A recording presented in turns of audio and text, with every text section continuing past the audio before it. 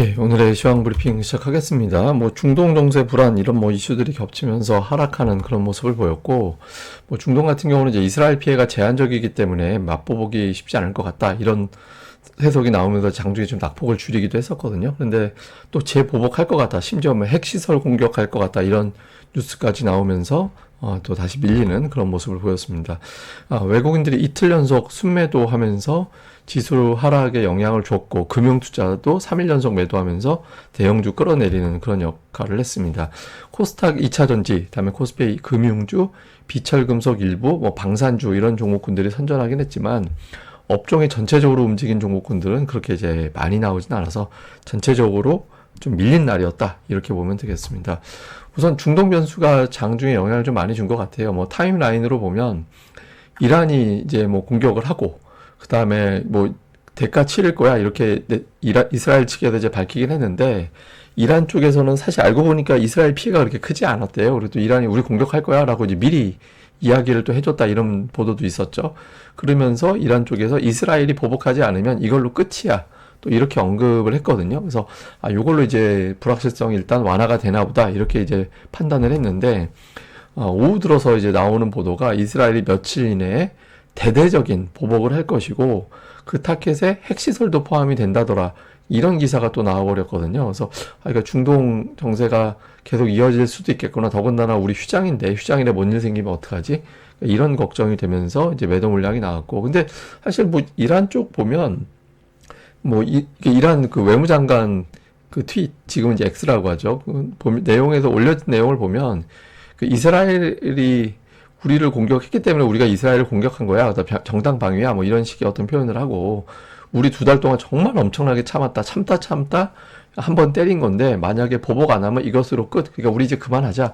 그러니까 이렇게 해석될 수 있는 내용이 있었거든요. 그런데 이제 이게 아마 근데 대외적으로는 또 자국 정치적으로도 또 이용하고 싶은 게 있잖아요. 그러니까 아마 또 네타냐후가 또 약간 정치적으로는 좀 문제가 있는 사람이죠. 그래서 그런지 몰라도 또 보복할 거야 이렇게 이제 또 메시지를 주면서 투자자들이 좀 불안하게 되는 그런 이유로 작동을 했던 것 같습니다. 그리고 이제 삼성전자도 오늘 초반에 목표 주가 반토막 보고서 나오면서 6만 전자가 깨졌었죠. 59,900원대까지 밀려서 내려가는 그런 모습을 보였는데, 반면에 이제 국내 증권사 키움증권이라든가 신한증권이라든가 이런 곳에서는 실적 추정치는 좀 하향될 수는 있는데, 주가가 워낙 많이 빠져서 밴드는 하단이다.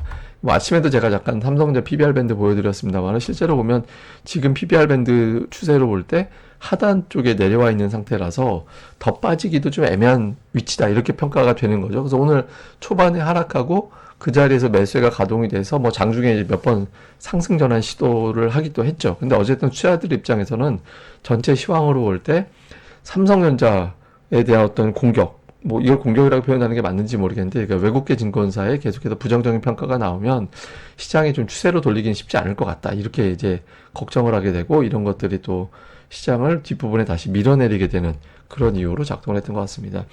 특징적인 뉴스는 오늘 사실 이게 은근히 호재였거든요.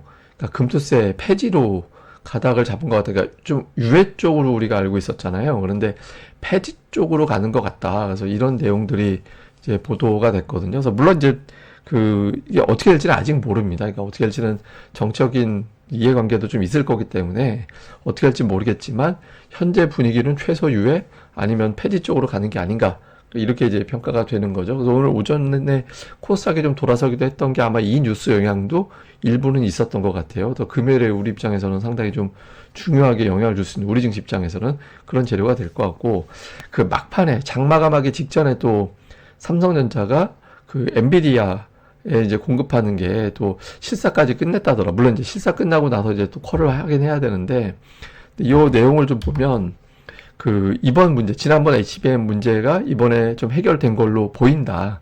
그런데 물론 이제 이번 실사가 완전히 콜 테스트까지 끝낸 거하고는 무관하기 때문에 더 받아야 되는 거긴 한데, 그래서 추가적으로 검증이 필요하긴 하지만 사실상 이번 실사로 큰 고비는 넘긴 거 아닌가? 이런 식의 또 보도가 나왔어요. 그래서 이게 뉴스 나오고 이제 삼성전자가 조금 뜨긴 했는데, 이게 거의 장마감 한 5분 전에 나와서 시장에 반영될 시간은 없었던 것 같습니다. 사실 오늘 이렇게 은근히 이제 지수를 올릴 만한 뉴스가 있긴 했는데, 워낙 휴장 전에 좀 조심스러워하는, 몸살이는 그런 것들이 있다 보니까 좀 밀리는 그런 모습을 보였습니다. 특징으로는 삼성전자 아침 한때 6만 원 밑으로 내려갔다가 꼬리 달고 올라와서 약보합 정도까지는 올라오긴 했습니다. 근데 지난번 그 모건 스탠리 보고서 나온 날 꼬리 달고 그 이후에 좀 주가가 반등하는 모습을 보였었거든요. 그래서 이번에도 맥커리도 그런 역할을 할지 좀 봐야 될 것 같고, 근데 삼성전자 이런 어떤 이슈에도 불구하고 오늘 몇몇 반도체 장비주들은 또 올라갔어요. 그래서 하이닉스도 빠졌는데, 그래서 이제 반도체 소부장 쪽은 좀 기관 투자자들의 매수가 좀 붙어서 주가가 좀 움직이는 그런 모습을 보이는 것 같고, 그 다음에 오늘 방산주, 그 다음에 일부 비철금속 이런 것들은 또 선별적으로 올라갔죠. 풍산 같은 경우는 방산주도 되면서 또 구리, 이제 중국 경기 부양할 때 또 구리가 또 선전을 하잖아요. 그래서 이런 것들이 겹치면서 이제 주가가 올라가는 그런 모습을 보였고, 그 다음에 2차 전지주들도 오늘 코스닥에 있는 2차 전지 대형주들은 또 올랐잖아요. 근데 보시다시피 또 121선 저항대거든요. 그래서 그 앞에서 또 오늘 저항 맞고 밀려서 이 구간을 돌파할 거냐, 기술적 반등 이걸로 끝내느냐, 아니면 이제 새로운 추세가 시작이 되느냐, 또 가닥이 되겠죠. 그래서 근데 어쨌든 오늘 코스닥 지수가 덜 빠지는데 2차 전지가 좀 영향을 줬다, 이렇게 봐야겠습니다. 수급은 뭐 외국인들이 오늘 다시 매도를 또 재개하는 이제 그런 모습을 좀 보였고요. 코스닥도 팔았고, 금융투자 되게 많이 팔았는데 제가 이제 그 지난주부터 금융투자가 이제 매도로 바뀔 거다. 그래서 그 매도로 바뀌는 상황에서 외국인들이 매수로 붙여주지 않으면, 또는 연기금하고 외국인들 조합이 되지 않으면 수급에 압박이 좀 있을 수 있다라고 말씀을 드렸었잖아요. 근데 지금 외국인들이 오히려 또 매도를 했기 때문에 하락 종목수도 많고 수급도 압박이 되죠. 지금 금융투자가 3일 동안 한 1,300억 원 살짝 아래쪽으로 매도를 했거든요. 지금 지난번 매수 사이클 때 대략적으로 매수한 게 3조 원 정도 돼요. 예, 그러니까 이번에 한 40% 정도 소화를 했거든요. 그래서 아마 다음 주 중반 정도 넘어가면 금융투자가 다시 매수로 바뀔 가능성이 있습니다. 그러니까 시황적으로 보면 기관 수급이 나빠지는 거는 이번 주와 다음 주 중반까지 정도로 보면 되죠. 그러니까 그 이후에 조금 개선될 여지는 있는데, 어쨌든 외국인 투자자들이 지금같이 매도하면 뭐 다음 주 중반까지는 좀 어렵다, 이렇게 볼 수도 있죠. 그리고 매매한 종목 보면 오늘 외국인들이 좀 변한 건 있어요. 삼성전자 매도가 오늘 같은 날 이슈가 좀 있어서 되게 많이 팔 수도 있었거든요. 근데 삼성전자 매도가 1,100억 원 정도밖에 안 됐으니까 생각보다 되게 적게 나왔고, 그다음에 하이닉스도 역시 이제 매도했는데 뭐 시가총액 상위 종목이 조금 매도 쪽에 가 있었고, 매수 쪽은 그냥 골라 담는 뭐 금융주 일부, 뭐 신한지주, 우리금융, KB금융 뭐 이런 것도 금융주 일부, 다음에 조선주 약간, 다음에 이제 뭐 이런 종목군들 담은 거 정도. 그러니까 뭐 이렇게 업종별 특징이 뚜렷하다, 이렇게 보기는 어렵고요. 기관은 오늘 뭐 금융투자가 매도했기 때문에 시가총액 상위 종목은 대부분 다 이제 매도 쪽 가서 포진해 있는 그런 모습이 좀 있었습니다. 그리고 매수 쪽은 뭐 이렇게 특정 업종보다는 이제 골라 담는 그런 모습을 좀 보였고요.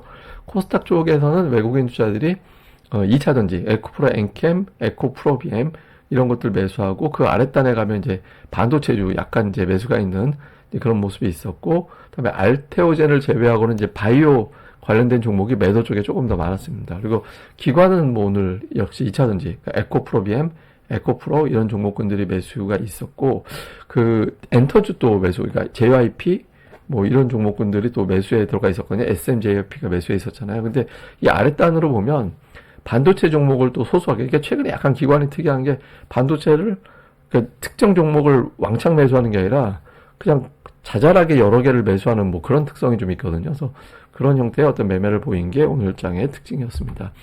자, 시장 정리해보면 이제 고용지표 계속 나오거든요.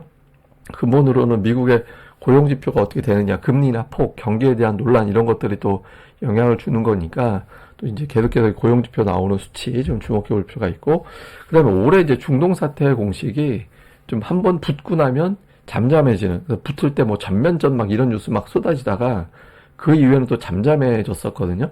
그러니까 이번에도 그런 공식이 되는지, 뭐 올해 공식대로라면 이걸로 끝나야 되는데, 그 네타냐후가 또 정책 입지가 좀 애매해서 이 사람이 또 자기 정치를 또 활용할지 이걸 좀 봐야 되겠죠.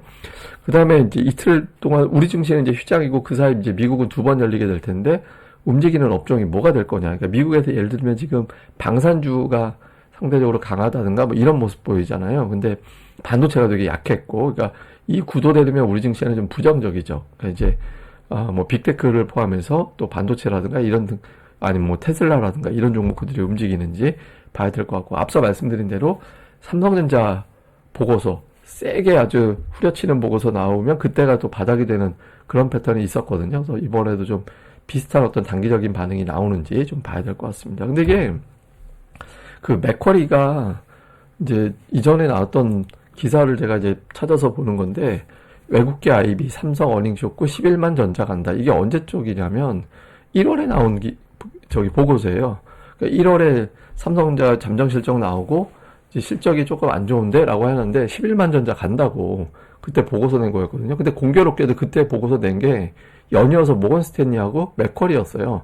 예, 모건 스탠리는 반도체 가격 인상 앞두고 있고 뭐 수요는 이제 순풍으로 바뀌면서 실적이 좋아진다 하면서 이제 주가 많이 올라갈 거야 이렇게 얘기하고 있고, 맥쿼리 같은 경우도 D램 상승이 올라오면서 가장 큰 이익을 얻을 것이 삼성전자고, 심지어는 단연간의 공급 부족, 그때 당시에 단연간의 공급 부족이 이제 나올 것이다 이렇게 이야기를 했었거든요. 그러니까 제가 이걸 보여드린 건 뭐 이번에도 뭐 틀린다 맞는다 이런 걸 말씀드리려고 하는 게 아니라, 그 외국계 증권사 맹신할 필요는 없어요. 예, 외국계 증권사가 뭐 어떻게 된다고 해서 무조건 저게 잘 바꿔요. 예, 잘 바꾸는 거고, 제가 보기에는 약간 의심도 있습니다. 그러니까 좀 의도를 갖고 저러나, 또는 뭐 저걸 이용하는 주체들이 있는 거 아닌가, 이런 의심도 좀 갖고는 있거든요. 그래서 이게 1월에 나온 기사인데 반대로 됐잖아요. 어떻게, 물론 이제 그 뒤에 이제 주가가 한 사이클 올라가긴 했는데, 어쨌든 11만 전자 간 적 없잖아요. 예, 그러니까 또 이번에도 보면 뭐 모건 스탠리도 마찬가지고 두 개가 자꾸 조합으로 나오는 게 좀 이상하긴 한데, 어쨌든 너무 맹신할 필요는 없다. 다만 이제 뭐 매도가 나오는 건 사실이니까 그렇다고 뭐 무작정 기대하자라는 게 아니라, 외국계 증권사보다는 실제 수급이 어떻게 나오는지 이 부분에 더 집중해 보는 게 좋지 않나, 이렇게 말씀을 드리겠습니다. 예, 그럼 또 하루 또 잘 보내시고요. 저는 다음에 뵙겠습니다. 그리고 지속적으로 말씀드리지만 휴일에도 이 방송은 정상적으로 진행이 되니까 내일 아침에 또 방송 보시면 되겠습니다. 감사합니다. 좋아요와 구독하기 좀 부탁드립니다. 감사합니다.